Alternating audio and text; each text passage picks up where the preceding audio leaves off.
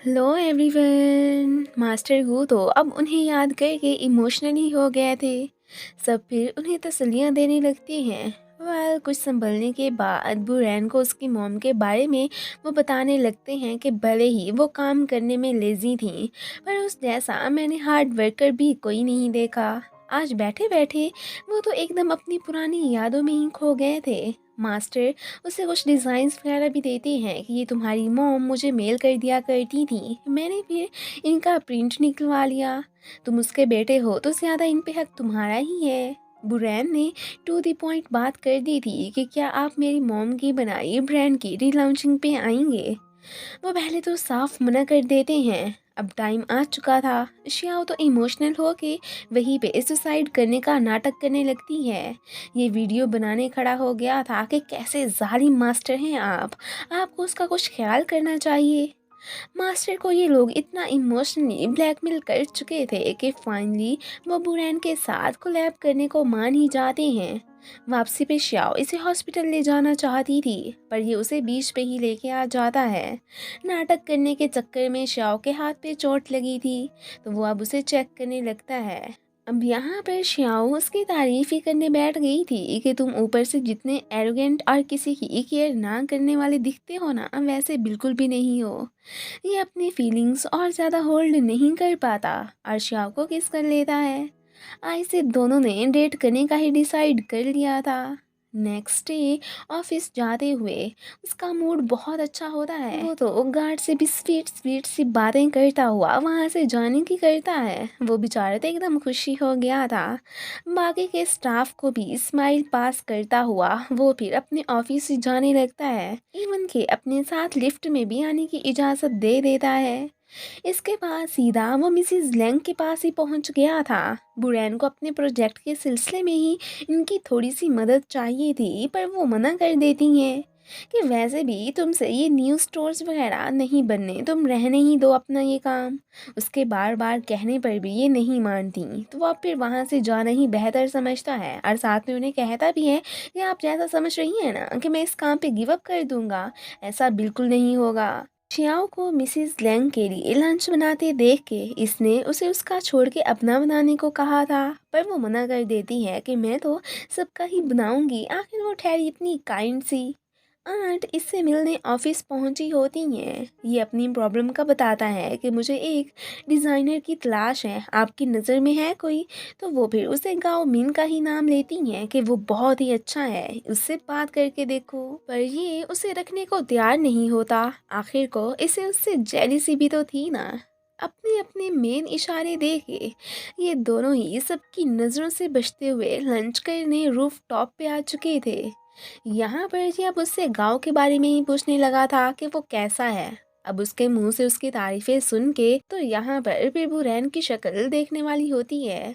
उससे बात करने के अलावा तो इसके पास कोई चॉइस बची ही नहीं थी। इसलिए वो अब फिर उसे बुला के बात करने का सोचता है। यहाँ पर अचानक जब इसकी नज़र उसके की चेन पे पड़ती है तो वो एकदम सरप्राइज ही रह जाता है, क्योंकि शियाओ ने ही उसे ये बना के दी थी। अब जेलिस में आके वो तो हरगिज़ भी उसे रखने को तैयार नहीं होता एंड देन वहाँ से चला जाता है। बाद में वो देखता है कि उसके पास तो अब गाओ मीन के अलावा कोई बेटर ऑप्शन है ही नहीं। तो उसे एक आइडिया आता है। वो जल्दी से आंट से गाओ की रिसेंटली लोकेशन का पूछ के श्याओ को लेता वहाँ पर पहुँचा होता है। वो बेचारा तो बिजनेस मीटिंग करने ही आया था, उसका काम तो इसने एकदम खराब ही करके रख दिया था। क्लाइंट तो वहाँ से जाना ही फिर बेहतर समझता है। श्याओ इसके कहने पे गाँव को बुरैन का डिज़ाइनर बनने को कहती है और वो इधर उसी की सिफारिश लेके आया बैठा था। इसकी खातिर उसे भी फिर उसकी बात माननी ही पड़ गई थी। वर्क करने फिलहाल वो घर पे ही आ चुका था। ये तो उसके सामने श्याओ को चिपका ही रहता है एंड देन उसे रूम में ही एक काम के सिलसिले में बुलाता है। बुरैन इतना तो जान चुका था कि ये ट्रस्टेड पर्सन है, इसलिए वो अपनी मॉम के बनाए डिज़ाइंस इसे दिखाता है कि प्लीज़ इनको ख़राब ना कर देना। बस रीलॉन्चिंग के साथ हम फैशन शो भी करवाएंगे। वो भी अपना बेस्ट देने को तैयार था। आज से ही उसने अपना वर्क भी स्टार्ट कर दिया होता है। श्याओ जब इसके पास हेल्प करने आती है तो ये देख के बुरैन का तो बुरा हाल ही हो गया था। वो बहाने बहाने से फिर श्याओ को अपने पास ही बुलाता रहता है और ये बात तो गाओ मिन भी नोट कर ही चुका था। अब ये एक डिजाइन श्याओ पे ट्राई करने आता है तो आगे से ये मना कर देता है कि वो क्यों करे ट्राई, और साथ में से कहने लगा था कि लाओ इधर दो, मैं पहन के देखता हूँ। फिर बाद में कहता है कि अरे नहीं नहीं, मैं ऐसे कैसे कर सकता हूँ। इसलिए वो उसे कहता है कि तुम किसी और से जाके ये ट्राई करने को कहो। वो अब फिर अपनी फ्रेंड एंजेला के पास ही जाने लगा था। दूसरी तरफ ऑफिस में मिस्टर हान की एक और फैन गर्ल उनसे लव कन्फेस करने पहुंची होती है, जो थी तो दूसरे डिपार्टमेंट की, पर उसे कोई परवाह नहीं थी कि मैं तो अब इनकी खातिर वो भी छोड़ ही दूंगी। मिस्टर हान उसे जस्ट अपने वर्क पे ही फोकस करने को कहते हैं। ये सुन के वो तो सैड ही हो गई थी। अब उसे उसके ऑफिस से निकलते मिसिज लैंग भी देख लेती हैं।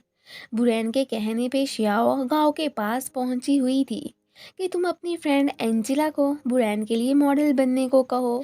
अब शियाओ कह रही थी तो वो कैसे मना करता, सीधा जाके ये बात एंजिला से करता है। हालांकि वो मिसिज लैंग की टीम के साथ ही वर्क कर रही थी, उनका उनके साथ तो कॉन्ट्रैक्ट भी था, पर उनके अगेंस्ट जाके भी वो जस्ट गांव के लिए ही उनके यहाँ काम करने को मान जाती है। आखिर को ये उसकी बेस्ट फ्रेंड जो थी। इस इंटर्न लड़की को मिसेस लैंग ने ऑफिस से बुलवा लिया था। विक्टोरिया से इसकी सारी एबिलिटीज़ वगैरह का वो तो जान ही चुकी थी कि ये काफ़ी टैलेंटेड भी है, और ये भी कि ऑलरेडी ये मिस्टर हान से अपना लव भी कन्फेस कर बैठी है। सो अब यहाँ पर वो इसे दो ऑफर्स देती हैं, और वो क्या है वो आपको मैं थोड़ी देर में ही बताती हूँ। ये तीनों जा ही रहे होते हैं कि अचानक श्याओ का पाँव फिसल जाता है। बुरैन तो फौरन से उसको पकड़ के फिर हक कर लेता है। गाओ जस्ट अपना हैंड ही आगे करता रह गया था। लड़की को दुख भरी नज़रों से मिस्टर हान को देखते देख के अब ये भी हैरान हो रहे होते हैं कि आखिर इससे क्या हो गया है। एंजेला ने इल होने का नाटक करके गांव को मिलने के लिए बुलवाया था। यहाँ पर हमें पता चलता है कि जैसे वो इसे लाइक करती है, जस्ट इसकी अटेंशन पाने के लिए ही उसने ऐसा किया था। वो ये भी जानती थी कि ये श्याओ को पसंद करता है, इसलिए वो उससे काफ़ी जेलस भी फील करती है कि आखिर उस लड़की में ऐसा है क्या कि एक देखो बुरैन को, वो भी उसे लाइक करता है, और एक इसे देखो। मिस्टर हान मिसिज लैंग के ऑफिस पहुंचे होते हैं कि तुमने उस लड़की को फायर कर दिया है ना, सिर्फ उसने आके मुझसे अपनी फीलिंग्स ही तो कन्फेस की थी, अब इसमें क्या बड़ी बात थी। तो अब ये उसे बताती हैं कि मैंने उसे प्रमोशन दी है और कुछ नहीं। उसे मैंने खुद ही टू ऑप्शंस दिए थे कि या तो इधर तुम्हारी डिपार्टमेंट शिफ्ट हो जाए या फिर प्रमोट होके दूसरी प्लेस पर काम करने जाए। उसने फिर दूसरा ही ऑप्शन चूज किया था। अब आखिर कौन ऐसे मना करता। और यहाँ पर वैसे भी अगर उससे तुमसे ट्रू लव होता तो वैसा कभी भी ना करती। तो अब फिर यहाँ पर उन्हें अपनी गलती का एहसास होने लगता है कि मैंने ऐसे ही खामखा में इस पे शक किया। गाँव इस मैडम के साथ आउटिंग पे आया था। अब तो वो काफ़ी फ्रेश भी फील करने लगी थी, आखिर को इल वो थोड़ी ही ना थी। घर पे ये तीनों गेम्स खेलने में बिजी होते हैं, जबकि श्याओ सैड के गाँव मेरी कॉल्स क्यों नहीं पिक कर रहा। वो बार बार उसे ट्राई ही किए जा रही थी।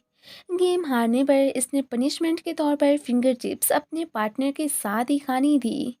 बुरैन अपना टास्क कंप्लीट करने के लिए श्याओ को हेल्प करने को कहता है। इस तरह तो इनकी इनडायरेक्टली किसी हो जानी थी।